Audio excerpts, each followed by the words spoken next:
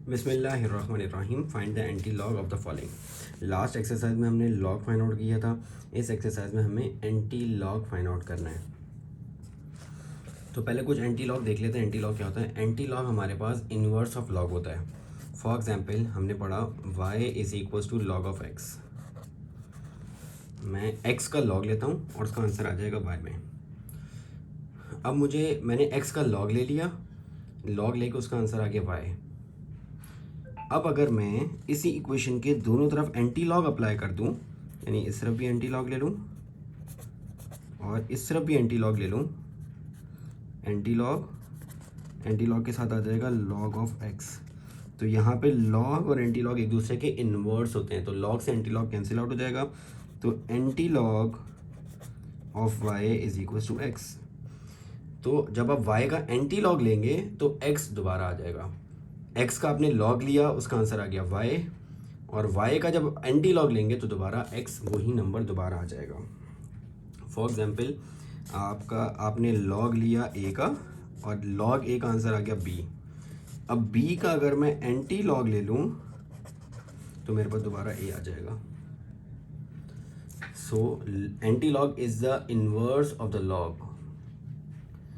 तो हम find out करते हैं। यहाँ पे anti log different numbers given है, हमें एंटी लॉग फाइंड आउट करने हैं। तो स्टार्ट करते हैं पार्ट 1 से। हमने जो लॉग फाइंड आउट किया था, लॉग इस तरीके से हमारे पास कुछ आंसर आता था जिसमें हमारे पास log of a number depend करता था कैरेक्टरिस्टिक्स प्लस मेंटीसा में। ये मेंटीसा होता था, मेंटीसा और कैरेक्टरिस्टिक्स दोनों को ऐड करके लॉग ऑफ अ नंबर आ जाता था। तो इसका मतलब है कि जो नंबर 2.4324 गिवन है, इसमें जो कैरेक्टरिस्टिक्स आ रहा था हमारे पास वो 2 था, और जो मेंटीसा आ रहा था वो हमारे पास आ रहा था 0.4324। मेंटीसा हम फाइंड आउट कर रहे थे लॉग टेबल से, और कैरेक्टरिस्टिक्स हम मालूम कर रहे थे जब हम साइंटिफिक नोटेशन में कन्वर्ट कर रहे थे। तो अब मेंटीसा को वापसी हमें अब एंटी लॉग के टेबल में देखना है, और एंटी लॉग के टेबल में से हमें वैल्यू निकालनी है वापसी। तो ये मेरे पास एंटी लॉग का टेबल है। अब एंटी लॉग आपने देखना किस तरीके से है। जो मेंटीसा की वैल्यू है, इसमें जो ये डिजिट है 0.43, मेंटीसा हमेशा आपके पास जीरो पॉइंट की फॉर्म में आ रहा होगा, 0 पॉइंट समथिंग 4 डिजिट्स होंगे। तो 0.43 जो शुरू के 2 डिजिट्स हैं 0.43, ये 0.43 आपने एंटी लॉग के टेबल में यहाँ पे आपको 0 पॉइंट में मिलेगा।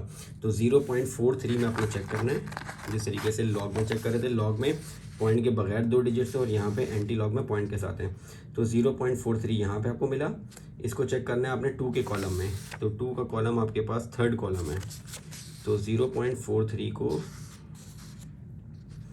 थर्ड कॉलम में चेक करूँ तो 1 2 3 0 7 2 7 0 4 आ रहा है।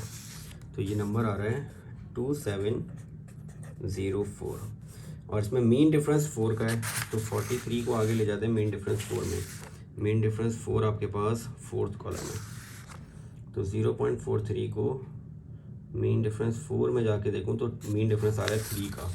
तो इसमें मैं 3 ऐड कर देता हूँ, तो ये आ जाएगा 0 7 2 7 0 4 7। तो ये आ जाएगा आपके पास 2707। अब आपके पास मेंटीसा से ये वैल्यू निकाली मैंने। अब आपके पास जो शुरू के 2 डिजिट्स हैं, इसका जो सेंटर पॉइंट है, ये पोजीशन आपके पास कहलाती है रेफरेंस पॉइंट। ये रेफरेंस पॉइंट है। अब आपने पॉइंट को इस रेफरेंस पॉइंट के रेस्पेक्ट से मूव करना है। कितने डिजिट मूव करना है वो डिपेंड करता है कैरेक्टरिस्टिक्स पे। अगर कैरेक्टरिस्टिक्स 2 है तो आपने यहाँ से पॉइंट को 2 डिजिट्स इस तरफ मूव करवा देना है, और अगर कैरेक्टरिस्टिक्स नेगेटिव आ रही होगी तो पॉइंट को आपने 2 डिजिट्स या 3 डिजिट जितना भी नेगेटिव वैल्यू होगी उसको इस तरफ उतने डिजिट्स मूव करवा देना है। ये रेफरेंस पॉइंट है। जो फर्स्ट 2 डिजिट्स आ रहे होंगे जब आप मेंटीसा को एंटी लॉग के टेबल में देखेंगे, वहाँ से 4 डिजिट्स नंबर आएगा। उस 4 डिजिट नंबर के स्टार्टिंग के 2 डिजिट्स का जो सेंटर पॉइंट है ये रेफरेंस पॉइंट है। इस रेफरेंस पॉइंट से आपके पास पॉइंट आगे मूव होगा। तो 2 कैरेक्टरिस्टिक्स अभी 2 है तो पॉइंट 2 डिजिट मूव करना है, तो 1 2, तो पॉइंट आपके पास आ जाएगा यहाँ पे। तो ये नंबर आ जाएगा 270.7। ये क्या आ रहा है हमारे पास? एंटी लॉग किसका? 2.4324। इस नंबर का एंटी लॉग आ गया हमारे पास 270.7।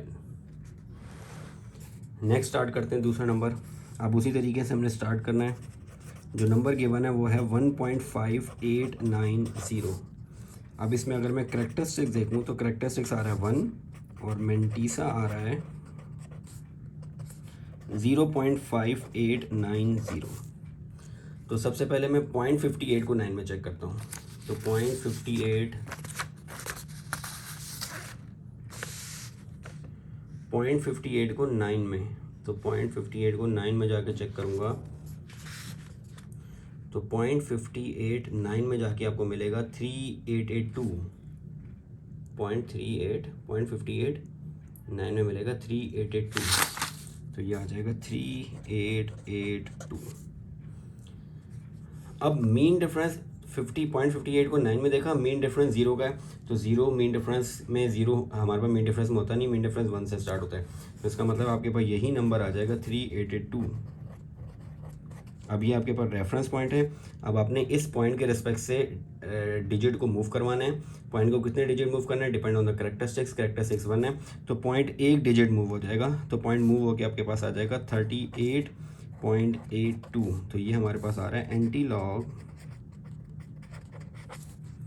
Of 1.5890। So anti-log of 1.5890 is 38.82. Next.